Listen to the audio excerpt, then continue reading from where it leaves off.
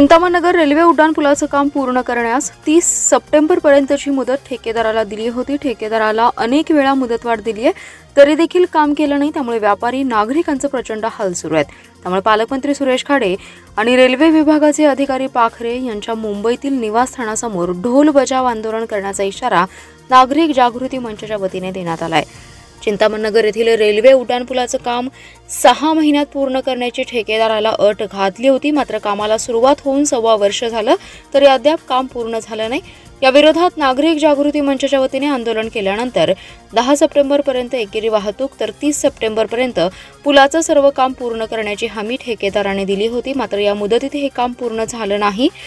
30 सप्टेंबरपर्यंत काम पूर्ण होण्याची शक्यता देखील कमी वाटते। त्यामुळे नागरिक जागृती मंचाचे सतीश साखळकर, सचिन जगदाळे, प्रवीण कुलकर्णी यांनी चिंतामणीनगर रेल्वे उड्डाणपुलाच्या कामाची पाहणी केली। कामाची परिस्थिती पाहून रेल्वेचे शाखा अभियंता शिंदे यांच्याशी व्हिडिओ कॉल करून संवाद साधलाय।